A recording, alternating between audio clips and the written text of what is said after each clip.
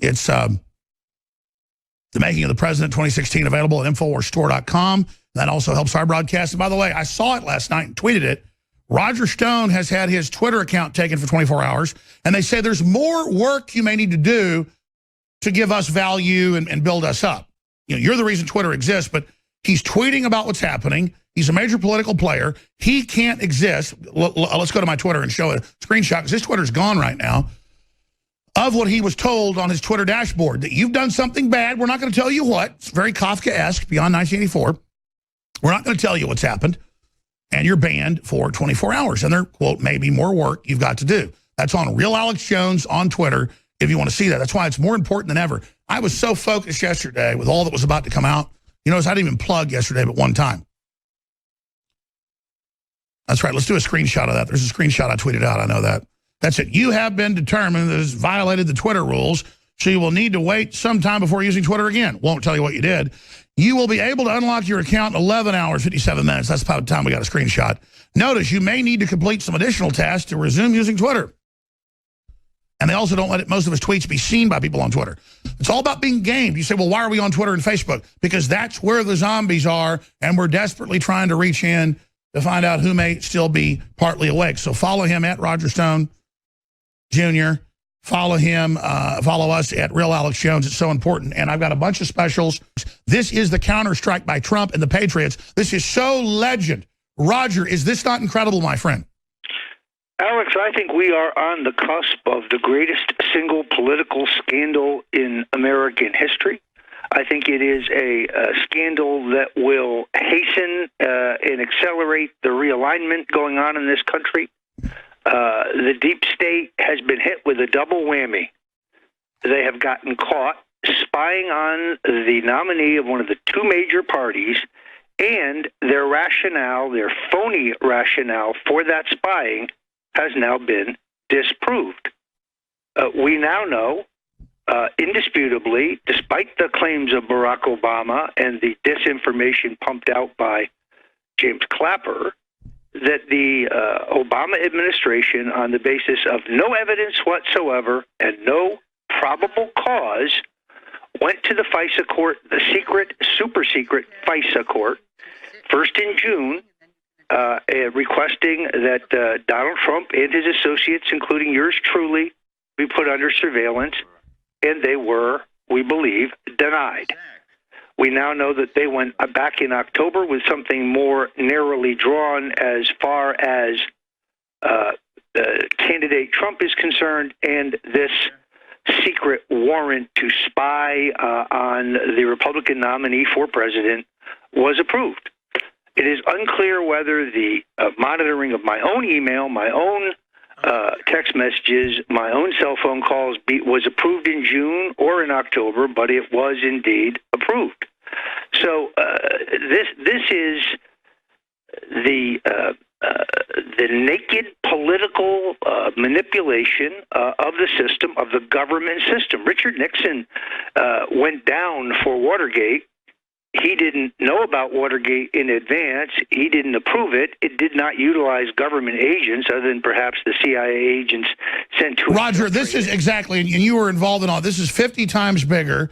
Here it is, Catherine Heritage, top-level state operatives leak Flynn phone call transcripts. We already know that, but when she goes on Fox News, she's heavily embedded with the CIA and defense intelligence, you name it. When that lady, like a spy chief, gets on there and says that, you know they're totally turning on him. And didn't Trump set him up, having him deny it for 3 days before all this comes out? Let's be clear. This didn't come from the Russians. This came from the Central Intelligence Agency. And I was told a week ago, get ready for the next hammer to drop next week. Relax, Alex. Trump's on it. And so they want a war with Trump, man. That is showing he knows what he's doing. Yeah, no, it's quite extraordinary. Look at President Obama's carefully parsed response. He didn't order the surveillance. He's going to try to lay this off on Loretta Lynch as if his attorney general ordering it is not him. The buck stops with him. Nixon bore responsibility for what happened on his watch, and he went down. This went down on Obama's watch. There is no doubt whatsoever that you would spy on one of the two major party candidates for president without solid evidence of a need to do so of a criminal nature without the president doing so. Was a puff of air. This was a Clinton campaign press release.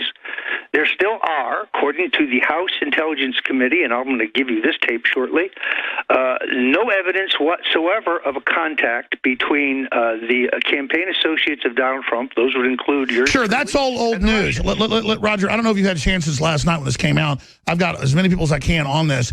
Vault7 is the whole map, how they could kill airplanes, how they could kill cars, how they were trying to set Trump up with false flags, with Russian servers, how they were planning all of this, how they were putting out disinfo, how they were bribing and blackmailing Congress. I mean, this makes the original WikiLeaks and the stuff that came out during the campaign look like child's play. This is a hydrogen bomb dropped on the criminal deep state by the patriots in the deep state. This is the biggest scandal ever. This is mega massive. I don't know what they can do. And you see even the Fox News analyst that had been kind of stabbing Trump in the back, all suddenly turning against Obama and Holder and Lynch and Clapper and Brennan. I mean, this is amazing. No, the dirty tricks and the tactics of the deep state have now been, exposed for everybody to see. These criminals have to be dragged in front of a grand jury one by one. In all honesty, I don't think a congressional inquiry is the way to go. We need indictments under national security for illegal spying and sabotage for private corporate interests against the United States of America. It's espionage. It's a new type, though. It's corporate espionage against the republic. That's what globalism is. It is not wise to go to Congress for a totally politicized investigation in which nattering nabobs of negativism like Elijah Cummings blather on and on about the CIA and these allegations without a shred of... Look, they've all called for the president to be overthrown. The media's called for him to be killed. I'm not the one calling for violence. They're the ones here. I think they're very close to really getting in some big trouble. This is why I think AG Sessions should unrecuse himself. Look, yes. What happened last year is very clear. The president hits it out of the park with the State of the Union. He's got a head of wind for his agenda. That's right. Trump was already planning all this, but he's not telling the subgroups, and that's why whoever... Do you have word on who told Sessions to recuse himself and why Trump blew up Thursday? I have no information on this, but here's what I know. Here's the sequence. Trump knocks it out of the park. The deep state leaks the Sessions stuff to try to take the wind out of the president's sails. Trump comes right back with the wiretapping at Trump Tower, upping the ante. Knowing this was about to be released. He's the master. Keep going. So in my view here, Sessions should non-recuse himself, or better yet, let's appoint a hard-nosed lawman special prosecutor and give him a grand jury. Ash Carter, James Clapper, John Brennan, these men need to be in front of a grand jury. Let's find out what they knew and when they knew it. Let's find out who the leakers are. Let's drag the whole first and second level of the Obama State Department and, sure, Roger. CIA in front of the jury and get to the bottom of this. It's in the CIA data dump that they were trying to set up Trump and his confidants with fake servers from Russia and fake cyber attacks. So we now know. We have the head of the Intelligence Committee in the House saying no evidence, no phone calls, no nothing. So they've been caught with a bluff of surveillance. They did the surveillance. Now they're trying to say they didn't do it, even though a month ago they bragged they do it. They are up the creek without a paddle. Yeah, it's very interesting the way they have inadvertently blurted out their game. Hillary Clinton tweets just days before the election that computer scientists have located a server in connection with Russia at Trump Tower. Clearly, is that a confection, do you think? Computer scientists who work where? The Central Intelligence Agency? Busted. She knew the whole thing in advance. They were all in on it. Well, here's their problem, and it's all here now. It's all here that they were running fake servers trying to spoof the IP addresses of Trump Tower. The intelligence community saw through it. These traitors they've put in the CIA, we probably outnumber them, just in the liberty movement, but also in government. 5-to-1 is the number I'm getting from good sources. Don't they get they're sitting right next to people that know they're the enemy, Roger? It is quite extraordinary, but as I told you earlier, Alex, today, the most amazing thing to me is the extent to which the president is hard driving on policy, not deviating on any of the policies that he pledged, whether it's restoration of Glass-Steagall, breakup of Dodd-Frank, building the wall, cutting taxes. Obamacare's about to get deep fixed. Obamacare's in deep trouble. They banned the tranny bathroom crap. Just all of it's happening. At the same time, however, he is filling a government with quislings. This is my deepest concern for him.